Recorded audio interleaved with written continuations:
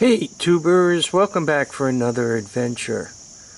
So I just wanted to take a moment to go through some of my preps.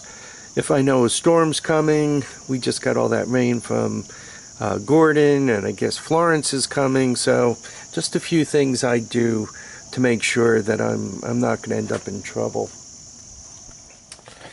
Typically, whether we're having a major storm or whatever we're getting, wind is not an issue for me. I'm kind of surrounded by mountains. I'm far enough away from the ocean and so forth. So unless there's a microburst, I normally, my stuff doesn't get destroyed by wind. Might get battered a little bit, but it doesn't get destroyed.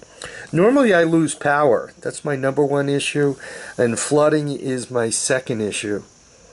So for loss of power, I just went out and filled up the gas cans and made sure the cars are full. So that's kind of the first thing. Flooding is my secondary issue. So I filled up the cars and gas tanks and all that. I have to go start the generators. I'll bring you along for that. But lastly, the trick is to pay attention to the weather, the news, road closures. Once again, I've been watching the weather, and I'm always thinking about, if I got to get out of here, where am I going to go? I'm going to try to go to where my son is, which is in Pennsylvania. Well, right now he's getting most of the storm in Pennsylvania, and I'm not getting it here, so that's not where I would go.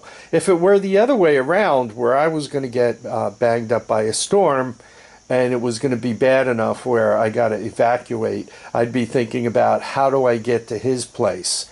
Whether I have to kind of go north and around to get down to Pennsylvania where he is, southwest. If I have to go kind of northwest first and then down, or if I can take my normal path through up and over Route 84 and down that way through Scranton and so forth.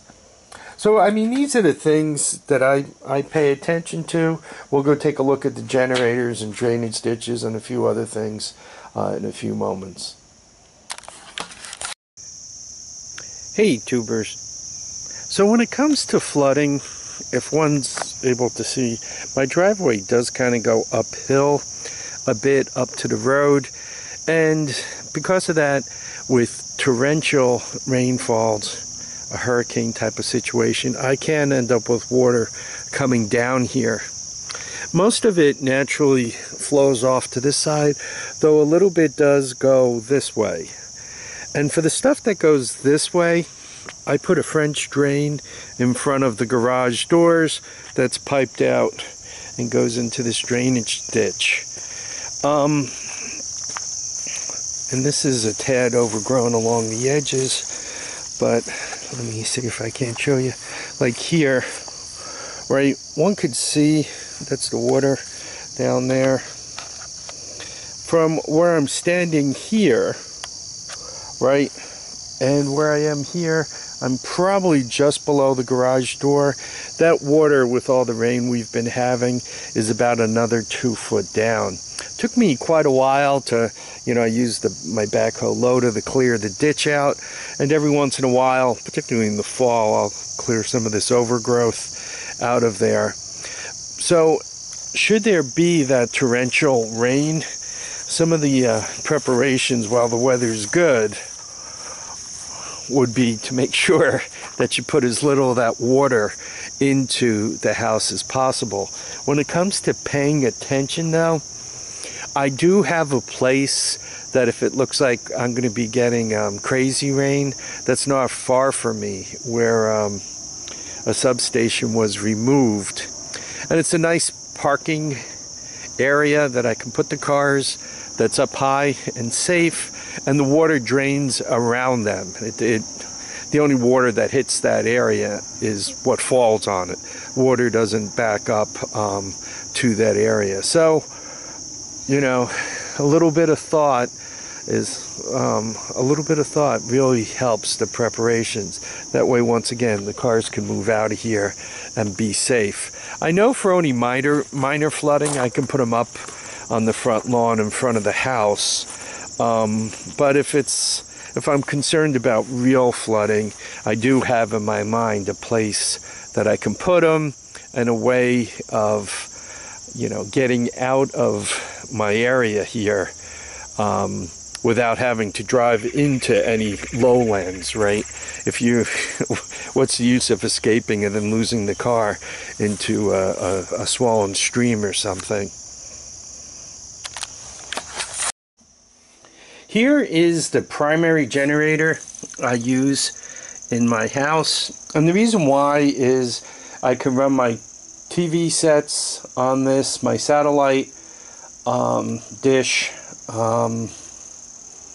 If it's winter, I can run my pellet stove.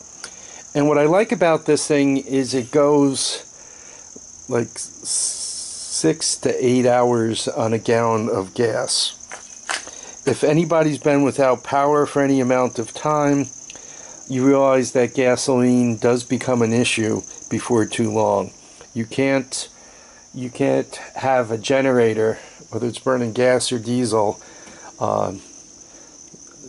drinking down a gallon an hour. And if you're without power for a week or two, that's 168 hours. Even if you only run a quarter of a time, you need a lot of fuel to do that. So this is the one that's kind of running all the time. The other thing I like about this is it's whisper quiet.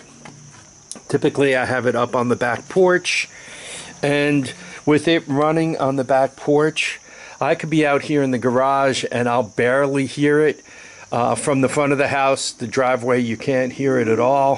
From the far side of the house, you can't, the front and far side, you really can't hear it until you go around the corner and get behind the house.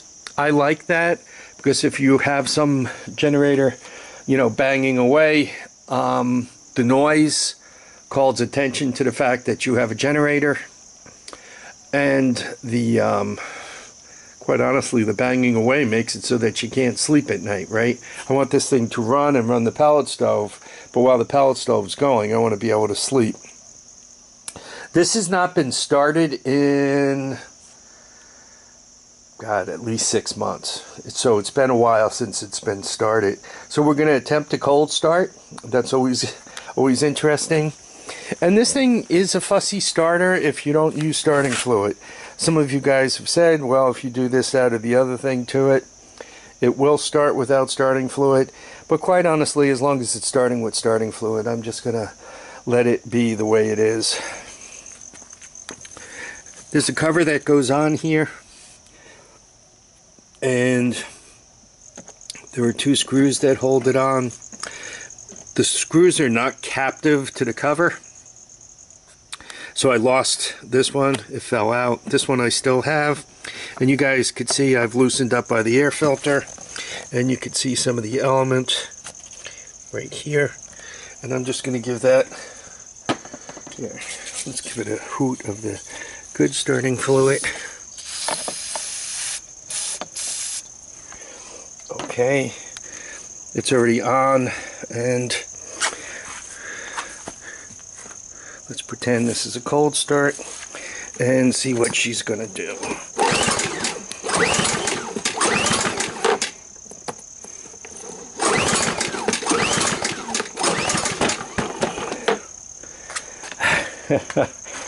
Doesn't look like she's starting. Yeah, because normally this thing is better than that.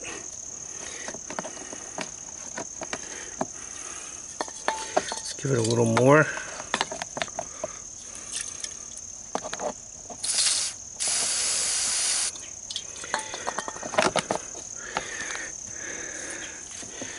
And see if it likes that better.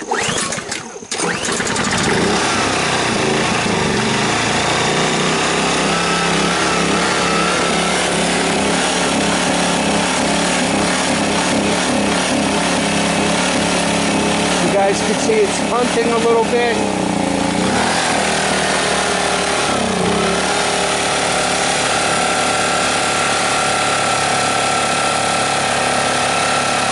That's because it's been sitting around, and probably needs to move a little of the gas through. You can tell by the way I'm still able to talk to you guys that that it's fairly quiet.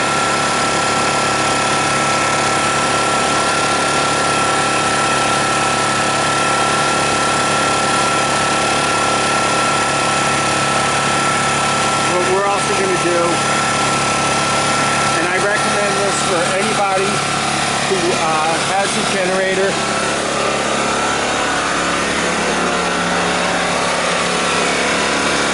This is one of those kilowatt things. And I always put it on there just to make sure I'm getting the power I think I'm getting.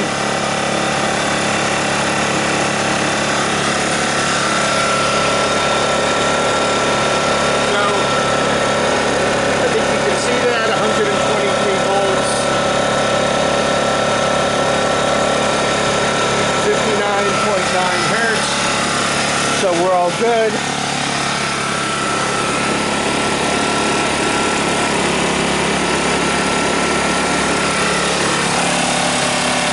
That's 150 or is it 200 watts. It's one of those heat lamps.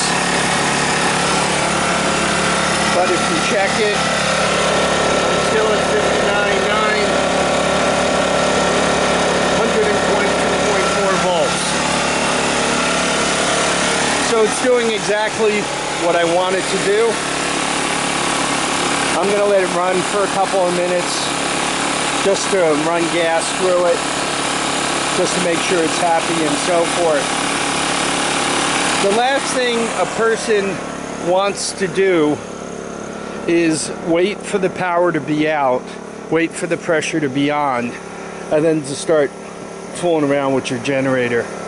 I mean, if one has to change the spark plug or do something with the carburetor or any of these things, you'd really rather not be doing it at like 10 o'clock at night when it's pitch black and, you know, baby's crying for a bottle and you're trying to get the microwave started, or just trying to get a light on so that you can see where the diapers and all are. You're not messing with a flashlight.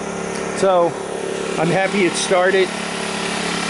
And this is about it. This is about given the storms that are on the horizon, this is about as far as I'm gonna go with my preps.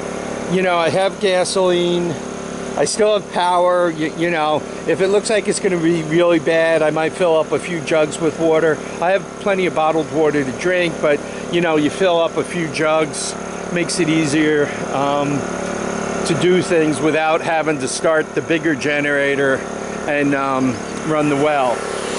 This generator is the one that's running most of the time. I do have a bigger Generac one, 220, and that's the one I typically use if I'm gonna run the well or anything bigger and heavier. I use that one for the furnace if it's the winter. If I decided to run the heat pump, that I would have to use that for the 220. So I like the idea of having two. Frequently I'm able to run just that little one, and if the power comes on within 24 hours, I never even have to start the bigger one to pump up the well or anything. Also with this one running, remember, I can run an extension cord downstairs and have lights on just in case the bigger one decides to cop an attitude. The bigger one does everything I want it to do, the Generac, but it burns about twice as much fuel as this one. So once again, the little quiet one in the back of the house doing most of the work, and the bigger one firing it up when I need it. I think this is going to end the series. I want to thank everybody who watched. I want to thank everybody for their comments. Feel free to add to it for anybody along the Atlantic shore that's having their lives disrupted by the storms coming through. You know, good luck. You know, I hope you get through it without any loss. You know, be safe, be smart. You know, follow the instructions. You know, don't I mean, common sense gets most people through this. For people who don't, they typically didn't pay attention to evacuation orders, or they waited too long to evacuate, or they didn't have the means to evacuate, and then they're kind of stuck. So pay attention, and hopefully everybody's okay. It'd be nice to see statistics come out of this. Minimal damage, if any, and you know, no loss of life. All right, I want to thank everybody for watching this. I want to thank you all for your comments. Please remember to keep your feet down, your heads up, and make sure you get out there and enjoy all your days. Bye now.